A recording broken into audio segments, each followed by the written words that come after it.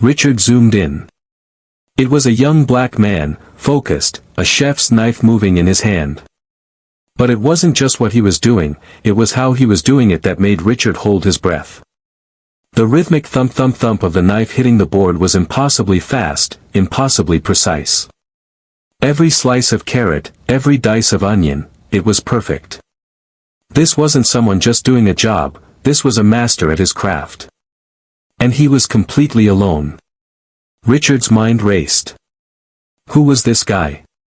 And why was he here, working with such intense focus in the middle of the night? Richard thought he knew everything that happened in his empire.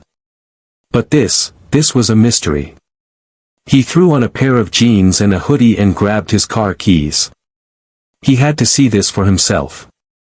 He didn't know it yet, but he wasn't just driving to a restaurant. He was driving toward a story of quiet, heartbreaking sacrifice that would completely change his world. It was 3 a.m. The city was a ghost town, its massive avenues and shining towers finally asleep. For Richard Hayes, the billionaire CEO behind the Harvest and Hearth restaurant empire, this was usually his time to unwind. But tonight, sleep wasn't even an option. He was staring at his phone, his brow furrowed, watching a live security feed from his flagship restaurant, the Gilded Spoon. A motion alert had woken him up. He figured it was a false alarm, maybe a cleaner, or a manager finishing up inventory. But what he saw made him sit bolt upright in his bed. There, in the huge, state-of-the-art kitchen, under the cold glow of a single utility light, was a lone figure, working. The Gilded Spoon was Richard's crown jewel, a temple of fine dining that critics and customers adored. As he parked his luxury sedan across the street, the place looked like a dark, silent fortress. He slipped in through a private back door, which clicked shut with a soft, expensive sigh. The air inside was cool, smelling of bleach and the faint memory of yesterday's spices.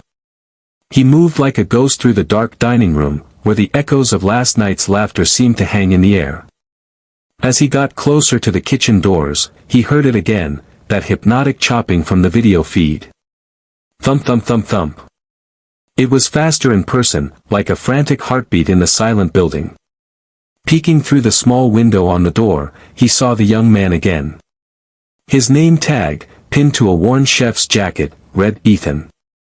He couldn't be older than 22. His face was a mask of pure concentration, sweat beading on his forehead despite the chill. He was surrounded by perfectly organized piles of vegetables, flawless carrot sticks, impossibly tiny diced shallots, a small mountain of paper-thin garlic. This was the work of a whole prep team, and it was all being done by one person. For 20 minutes, Richard just stood there, mesmerized. He'd built his empire on one thing, excellence. He hired the best and demanded perfection. But what he was watching went way beyond any corporate manual. This wasn't just work, it was a calling. Ethan moved with an efficiency that screamed thousands of hours of practice. You could see the exhaustion in his slumped shoulders, but his hands never slowed down. They were a blur of disciplined energy. Richard, a man who could spot a tiny flaw from 50 feet away, saw none. He just saw a deep, almost desperate level of commitment. He had to find out why. Section 2, The Undercover Conversation. Taking a deep breath, Richard pushed the door open. He'd already worked out his cover story on the drive over. He was Rick, a new guy on the overnight maintenance crew, hired to check on things. It was believable enough. The chopping stopped instantly. Ethan's head shot up, his eyes wide with alarm, like a deer in the headlights. He instinctively took a step back, his hand still on his knife. "Hey there," Richard said, keeping his voice casual and friendly, pulling his hoodie down to hide his famous face. "Didn't mean to scare you. The name's Rick. New overnight maintenance guy." Ethan relaxed, but just barely. Richard could see his eyes up close now. They looked old. They held a deep-seated weariness that a young man shouldn't have. "Ethan," he answered, his voice soft. "Didn't know we had overnight maintenance." It's a new thing, Richard said, walking over to the prep station. He pointed at the cutting board. That's some serious knife work you've got there. I've never seen anyone move that fast. A tiny, faint smile touched Ethan's lips. Just trying to get ahead. Mornings are hell if the prep's not done. Tell me about it, Richard lied smoothly. So, you do this every night? Ethan nodded, turning back to his carrots, though his hands moved a little slower now. Someone's gotta do it. We're short-staffed. Richard leaned against a steel counter, trying to look relaxed. Man, you've got real talent. Seriously. You go to culinary school? CIA. Johnson and Wales. Ethan froze for a split second. A shadow crossed his face so fast Richard almost missed it. No, sir. Never had the chance. He didn't say more, just focused on his work like the carrots held all the answers. There it was. There was a story there. Richard could feel it in the way Ethan dodged the question, the way his jaw tightened. A guy with your skills. Richard pushed, gently. You could be running a place like this someday. You should be in school. School's not for everyone, Ethan said quietly, his voice flat. He scraped the finished carrots into a container and immediately started on a case of bell peppers, his movements becoming robotic and precise again. Richard watched him, a pit growing in his stomach. The kid worked like a machine, but he was clearly running on empty. He had dark circles under his eyes, and Richard noticed a slight tremor in his hand as he reached for a pepper. This wasn't just ambition. This was desperation. Look, I know it's none of my business, Richard said, softening his voice. But it's almost 4 in the morning. Why are you working this hard? You should be home, resting. A young guy like you. Ethan finally stopped. He set his knife down carefully on the board. He stared at his own hands, calloused and scarred from countless hours of work. He let out a long, slow breath that seemed to carry the weight of the entire world. Section 3, The Heartbreaking Reveal. When Ethan finally spoke, his voice was a raw whisper, thick with an emotion he'd been holding back for a very long time. My mom is sick, he said, the words hanging heavy in the silent kitchen. Really sick. She has a rare neurological condition. It's progressive. She needs full-time care. A cold knot formed in Richard's stomach. He just stood there, listening. I got into the Culinary Institute of America, Ethan went on, his eyes still glued to his hands. Full ride. It was everything I'd ever dreamed of. I was supposed to start 2 years ago. My bags were literally packed. He finally looked up, and Richard saw the raw pain in his eyes. It was the look of a dream being ripped away. 2 weeks before I was supposed to leave, my mom got diagnosed. The insurance, it helps, but it doesn't cover everything. The special equipment, the medicine, the home care nurse while I'm at my first job, it costs a fortune. He motioned around the empty kitchen. So, I gave up my spot. I cashed in the college fund my dad left us. And I took this second job. I work my day shift here as a line cook, 10 to 6. I go home, help the nurse with mom, try to get a couple hours of sleep. Then I come back here around 1 in the morning and work until 5 or 6, just to get us enough prep so the morning crew doesn't fall behind. Then I go home again to make my mom breakfast before the nurse gets there. Richard was speechless. The mystery of the young chef working alone in the dead of night was solved, and the answer was a story of breathtaking sacrifice. This young man wasn't just chopping vegetables.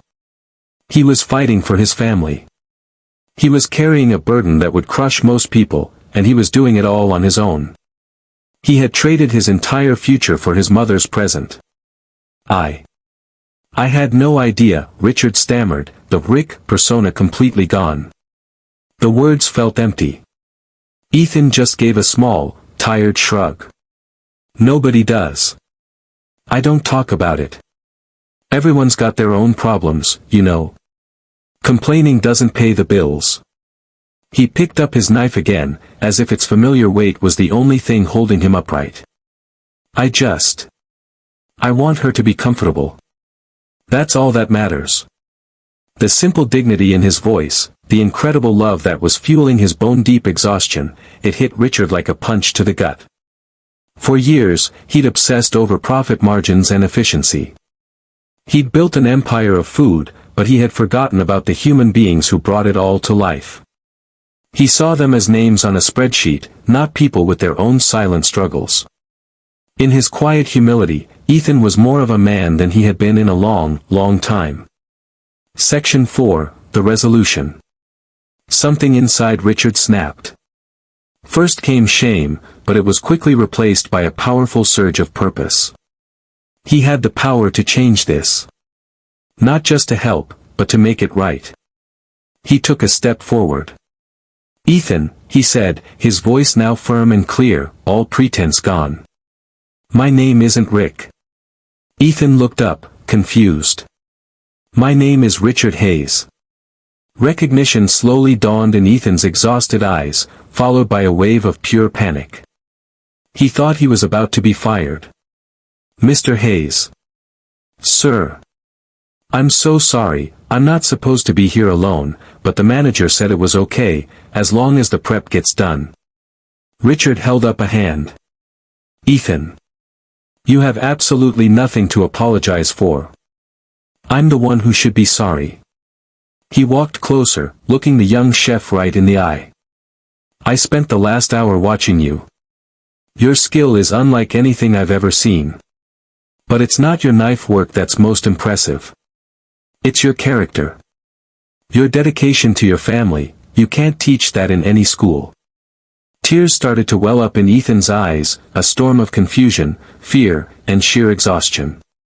"This company," Richard said, his voice ringing with conviction, "is supposed to be a family. And we have failed to take care of our own. That changes tonight. It changes with you." He pulled out his phone and made a call to his CFO, waking him up. The conversation was short and not open for debate. He hung up and looked at Ethan. "Effective immediately, Harvest and Hearth is covering 100% of your mother's medical expenses. All of it. The best doctors, 24/7 home care, whatever she needs. It's done." Ethan just stared, his mouth hanging open as tears streamed freely down his face. He shook his head, unable to comprehend what was happening. "But that's not all," Richard continued, his own voice getting thick with emotion. "A talent like yours is being wasted here at 3 in the morning. I'm making another call."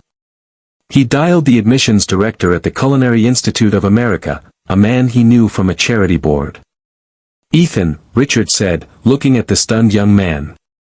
"Your scholarship to the CIA is reinstated. I am personally paying for your full tuition, housing, and a living stipend so you don't have to worry about a single thing except becoming the best chef you can be. You start next month." Ethan finally broke. A gut-wrenching sob escaped him, and he leaned against the prep table, burying his face in his hands. All the sleepless nights, the constant worry, the silent fear and sacrifice, it all came pouring out. Richard stepped forward and put a firm hand on his shoulder. "You're going to college, Ethan," he said softly. "You are going to live the dream you were forced to put on hold. Your mother will be cared for. You have my word." Conclusion and CTA. That night, in a quiet restaurant, more than just one young man's life was changed. A billionaire CEO was reminded of what really matters. It's a story that proves you never know the silent battles people are fighting, or the incredible sacrifices they're making when no one is watching. It's a reminder that true strength is found in compassion, and that sometimes, the greatest investment you can ever make is in another person. If this story inspired you, please like this video and subscribe to our channel for more stories that warm the heart and feed the soul.